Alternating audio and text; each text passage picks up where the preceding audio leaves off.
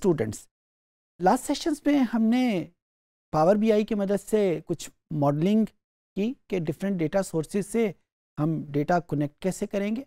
इस सेशन में हम एक स्टेप आगे लेते हैं और ये देखते हैं कि एनालिसिस कैसे स्टार्ट करेंगे। पावर बीआई में जितने भी एनालिसिस हैं वो सारे के सारे ग्राफिक बेस्ड है। तो जब एनालिसिस का नाम लिया जाता है तो इसका एक मतलब तो क्लियर है कि हम पावर बीआई के ऊपर कुछ ग्राफ डेवलप करेंगे।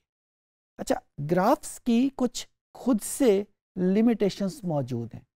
अगर हम ट्रेडिशनल ग्राफ्स की बात करें तो ग्राफ या चार्ट सिर्फ 2 वेरिएबल के ऊपर बन सकता है। एक्चुअली जब हम ग्राफ की बात करते हैं ना, तो ग्राफ में 2 एक्सिस होते हैं जिनके ऊपर हमने पूरी कहानी लिखनी होती है। एक एक्सिस को हम हॉरिजॉन्टल एक्सिस कहते हैं और एक एक्सिस को हम वर्टिकल एक्सिस कहते हैं। मैथ की जुबान में एक को हम एक्स एक्सिस कहेंगे, एक को हम वाई एक्सिस कहेंगे। सो हमने पूरी कहानी इन्हीं 2 एक्सिस की मदद से लिखनी होती है। इसी चीज़ को अगर मैं दूसरे लफ्ज़ों में कहूँ तो ग्राफ की एक कन्वेंशनल लिमिट ये है कि एक वक्त में सिर्फ 2 वेरिएबल को टैकल कर सकता है, हैंडल किया जा सकता है। अच्छा, हम ज़रा मॉडर्न ज़माने की तरफ आते हैं। कंप्यूटर को यूज़ करते हुए जब हम ग्राफ बनाएंगे तो कुछ नई टेक्निक्स की वजह से हम एक वक्त में 2 से ज़्यादा वेरिएबल भी डील कर सकते हैं। 3 वेरिएबल कर लेंगे, 4 कर लेंगे। अच्छा, कंप्यूटर तो शायद इस पे कोई लिमिटेशन ना लगाए कि एक वक्त में हम कितने वेरिएबल एक ग्राफ की मदद से हैंडल कर लेंगे, लेकिन हमारी अंडरस्टैंडिंग उतनी डिफ़िकल्ट और उतनी कॉम्प्लेक्स होती जाएगी जो हम नंबर ऑफ़ वेरिएबल एक ग्राफ में ऐड करते जाएंगे। तो इस वजह से हमारी कोशिश ये होगी कि हमें graph as simple as possible रखें ताकि उसे समझना ना सिर्फ एक मैथमेटिशियन के लिए आसान हो, बल्कि एक आम आदमी भी उस ग्राफ को उतनी ही बेहतर तरीके से समझ सके जितना कि एक मैथमेटिशियन या स्टैटिस्टिशियन समझ सकता है। जब हम ग्राफ डेवलप करेंगे और हमारे पास वेरिएबल 2 से ज़्यादा हैं तो ग्राफ्स की तादाद भी ज़्यादा होती जाएगी। हमारे पास स्क्रीन के ऊपर या उस पेज के ऊपर जहाँ पे हम ग्राफ डेवलप कर रहे हैं, नंबर ऑफ़ ग्राफ भी ज़्यादा होते जाएंगे। इन तमाम ग्राफ को मिला के जो एक कंप्लीट पिक्चर बनेगी, अगर मैं पावर बीआई की ज़ुबान इस्तेमाल करूं तो हम उसको डैशबोर्ड कहते हैं। जी, डैशबोर्ड। डैशबोर्ड बिल्कुल उसी तरीके से जिस तरीके से गाड़ी का डैशबोर्ड हमें गाड़ी के मुख्तलिफ पार्ट्स की, इंजन की, स्पीड की और मुख्तलिफ इंफॉर्मेशन प्रोवाइड कर रहा होता है, जो कि हमें बीइंग ड्राइवर बहुत ज़रूरी होती हैं और हमें उसका बहुत फ़ायदा होता है। बिल्कुल उसी तरीके से जो पावर बीआई में डैशबोर्ड बनता है वो भी हमें डेटा के मुख्तलिफ फीचर्स के बारे में इंफॉर्मेशन दे रहा होता है। मुख्तलिफ जो डायमेंशन है, जो हिडन है, उनको एक्सप्लोर कर रहा होता है, उनको सामने ला रहा होता है। और एक डैशबोर्ड जितनी ज़्यादा इंफॉर्मेशन हमें प्रोवाइड कर सके, एक डैशबोर्ड जितने ज़्यादा हिडन फीचर्स को हमारे सामने ला सके, वो डैशबोर्ड उतना ही बेहतर होता है। आइए हम कंप्यूटर पे चलते हैं और देखते हैं कि एक डेटा फाइल को एनालिसिस करते वक्त पावर बीआई में हम ग्राफ्स एंड चार्ट्स में कैसे कन्वर्ट करते हैं, या दूसरे मानों में हम उस डेटा फाइल के लिए एक डैशबोर्ड कैसे डेवलप करते हैं। जी स्टूडेंट्स, ये मेरे पास वही पावर बीआई का डेस्कटॉप है और मैंने कस्टमर डीबेस के नाम की फ़ाइल इसमें ओपन की हुई है। ये वही फ़ाइल है जिसके ऊपर हम बहुत सारे एनालिसिस कर चुके हैं। एक बात बता के उसके बाद मैं फिर उसके डैशबोर्ड के ऊपर चलूँगा, एनालिसिस के ऊपर। यहाँ पे मेरे पास सिर्फ एक फ़ाइल है, यानी डेटा सोर्स सिर्फ एक है। तो इस एक डेटा सोर्स के लिए मैं कोई भी मॉडल डेवलप नहीं कर सकता। ये सिर्फ मैंने आपको सिर्फ इस वजह से बताया कि मॉडल कहाँ पे इस्तेमाल होता है या कहाँ पे डेवलप होता है, जब हमारे पास सोर्सेज एक से ज़्यादा हो। यहाँ पे क्योंकि सोर्स एक है, लिहाजा और मॉडल्स या मॉडलिंग करने की हमें ज़रूरत नहीं है। Let's come back to this customer database. और ये मेरे पास इसके डिफरेंट वेरिएबल्स हैं और इनके आइकन्स से मुझे पता चल रहा है कि कौन सा वेरिएबल मेरे पास क्वांटिटेटिव है और कौन सा वेरिएबल मेरे पास कैटेगोरिकल है, और उसी के हिसाब से मैं यहाँ पे चार्ट्स या ग्राफ्स सेलेक्ट करूँगा जिस तरह अभी थोड़ी देर पहले मैंने बताया, मेरी कोशिश यही होगी कि ग्राफ सिंपल तो हो लेकिन उसके साथ साथ वो उतना ज़्यादा इंफॉर्मेटिव हो। अगर ग्राफ बिल्कुल सिंपल है, इंफॉर्मेटिव नहीं है तो उसका कोई फ़ायदा नहीं। सिमिलरली इंफॉर्मेटिव है लेकिन वो सिंपल नहीं है और कॉम्प्लेक्स है, और इस फॉर्म में कॉम्प्लेक्स है कि उसको समझना बड़ा मुश्किल हो गया है, तो उस ग्राफ का भी कोई फ़ायदा नहीं।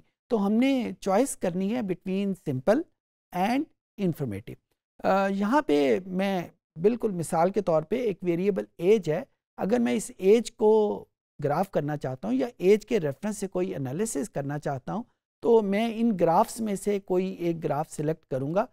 यहाँ पे अगर मैंने इस ग्राफ को क्लिक किया तो जिस तरह अभी थोड़ी देर पहले मैंने बताया कि ग्राफ की मेरे पास दो एक्सिस की इंफॉर्मेशन होती है। एक हमारे पास हॉरिजॉन्टल एक्सिस है और एक वर्टिकल एक्सिस है। यानी एक एक्सिस वो है जिसके ऊपर हम वो ग्राफ किस वेरिएबल के लिए बन रहा है, और एक ग्राफ जिस वेरिएबल के लिए उसकी बार्स की हाइट है वो हमें बता रही है। यहाँ पे वही चीज़ वाई एक्सिस और एक्स एक्सिस के फॉर्म में पूछी हुई है।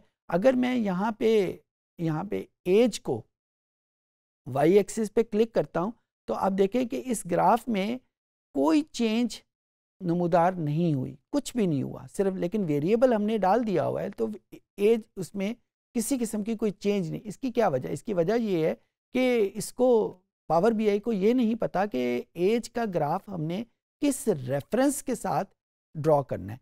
तो उस रेफरेंस के लिए मुझे इस एक्स एक्सिस में कोई इंफॉर्मेशन डालनी पड़ेगी। वो रेफरेंस हमारे पास उसका जेंडर भी हो सकता है, वो रेफरेंस मेरे पास उसका बर्थ मंथ भी हो सकता है, या कोई और वेरिएबल हमारे पास हो सकता है।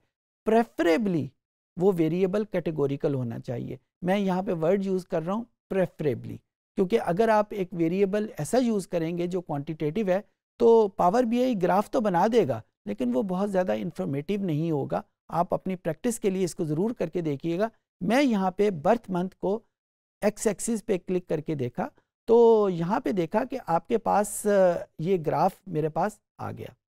ये मेरे पास उस एज की डिफरेंट बर्थ मंथ के लिए इंफॉर्मेशन थी। अब मैं अगर इसको चेंज करता हूँ, इसको मैंने वाई एक्सिस पे किया और एज को एक्स एक्सिस पे कर लिया, तो अब यहाँ पे देखें कि जो इंफॉर्मेशन मेरे पास आई है वो हर मंथ के लिहाज से सेग्रीगेट हो गई है। तो मैंने यहाँ पे जो ये एक्सपेरिमेंट आपको करके दिखाया, सिर्फ इसकी वजह ये है कि ये जो सिलेक्शन ऑफ एक्सिस है ये बहुत इम्पॉर्टेंट है, और इसके पीछे कोई रूल एग्जिस्ट नहीं करता। इसके पीछे रूल सिर्फ और सिर्फ ये है कि ऐसी फॉर्म में ग्राफ डेवलप हो जाए जो समझना आसान हो जाए, जिससे इंफॉर्मेशन बेहतर तरीके से पोर्ट्रेट हो सके। फॉर एग्जांपल इस ग्राफ से मेरे पास इंफॉर्मेशन ये आ रही है कि हर महीने में जो पैदा होने वाले कस्टमर हैं उनकी एज क्या है, और यहाँ पे ये सारे 12 के 12 महीने मौजूद हैं। हाँ, ये सारे के सारे महीने अल्फ़ाबेटिकली सॉर्टेड नहीं है, ये मैग्नीट्यूड के हिसाब से सॉर्टेड है, और जो ही मैंने किसी बार के ऊपर उसको माउस को क्लिक करता हूँ तो पावर बीआई मुझे उसकी रेफरेंस से इंफॉर्मेशन प्रोवाइड कर रहा है। अच्छा, इसके साथ साथ अगर मुझे कोई और इंफॉर्मेशन भी करनी है, आपने देखा कि मैंने जो ही इस ग्राफ के ऊपर क्लिक किया तो ये इस ग्राफ के रेफरेंस से इंफॉर्मेशन मेरे पास आ जाएंगी, और जो ही मैं इस ग्राफ को हाईलाइटेड है, अगर मैं इस ग्राफ के अलावा कोई और ग्राफ इस पर क्लिक करना चाहूँ तो ये ग्राफ चेंज हो जाएगा, किसी और वापस इसी पे लाना चाहूँ तो ये वापस इसी ग्राफ पे आ जाएगा। लेकिन अगर मैं इसके अलावा कोई और ग्राफ करना चाहूँ तो मुझे इस हाईलाइटेड शेड के अलावा किसी और जगह पे क्लिक करूँगा, और अब मेरा पावर बीआई रेडी है इस बात पे कि किसी और वेरिएबल के लिए इसी किस्म की इंफॉर्मेशन मैं रख सकूँ। फॉर एग्ज़ाम्पल ये इंफॉर्मेशन मैं इनकम के लिए डेवलप करना चाहता हूँ, तो सबसे पहले मैं क्लिक करूँगा, और ग्राफ को क्लिक करने के बाद मैं किस चीज़ के लिए ग्राफ बनाना है, मुझे इनकम के लिए ग्राफ बनाना है, तो मैं इनकम को लोकेट करके उसमें एक्स एक्सिस में क्लिक कर दूंगा।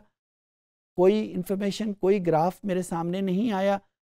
क्यों नहीं आया? क्योंकि इसका रेफरेंस अवेलेबल नहीं है। रेफरेंस के लिए लेट्स सी मैं उसका जेंडर की इंफॉर्मेशन यहाँ से ढूंढ के वहाँ पे रख देता हूँ।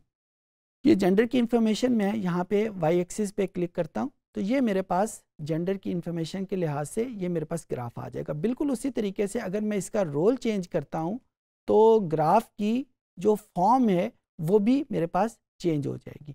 सो ये आपके ऊपर डिपेंड करता है कि आपको इन दोनों में से कौन सी फॉर्मेट, कौन सी इंफॉर्मेशन ज़्यादा बेहतर समझ आती है, किस तरीके से आप अपनी प्रेजेंटेशन को ज़्यादा बेहतर तरीके से बना सकते हैं।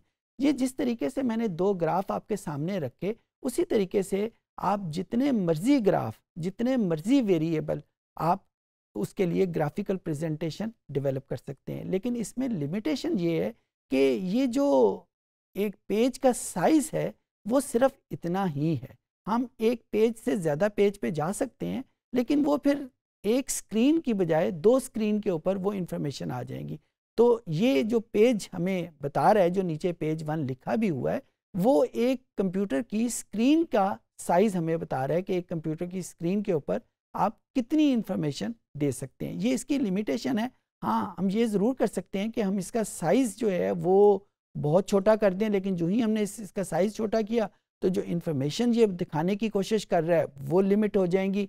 और अगर इसका साइज़ बहुत ज़्यादा बड़ा कर दिया, वो इंफॉर्मेशन तो बड़ी अच्छी तरीके से दिखाएगा लेकिन फिर हम बहुत ज़्यादा वेरिएबल इसके ऊपर पोर्ट्रेट नहीं कर सकेंगे।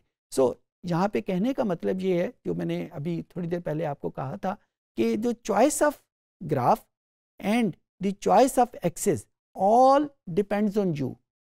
और इसके पीछे क्राइटेरिया क्या है कि ऐसा ग्राफ हो जो ज़्यादा से ज़्यादा इंफॉर्मेशन प्रोवाइड कर सके, लेकिन ज़्यादा से ज़्यादा इंफॉर्मेशन प्रोवाइड करते करते वो कॉम्प्लेक्सिटी की तरफ ज़्यादा ना आ जाए, क्योंकि अगर जो ही वो कॉम्प्लेक्स की तरफ चला गया तो कंप्यूटर तो उसका ग्राफ बना देगा। जिस तरह अभी थोड़ी देर पहले मैंने यहाँ पे इन्हीं दो ग्राफ्स को जिस फॉर्मेट में आपके सामने किया, वो ग्राफ तो कंप्यूटर ने बना दिए थे लेकिन वो ऐसी फॉर्म में नहीं थे कि हमें आसानी से समझ आ सके। शायद एक मैथमेटिशियन या स्टैटिस्टिशियन तो उसको समझ ले, लेकिन आम लोगों के लिए वो ग्राफ बहुत मुश्किल है। लेकिन इस फॉर्म में जो ग्राफ है वो समझना भी आसान है, हर कोई उसको बड़ी आसानी के साथ समझ सकता है।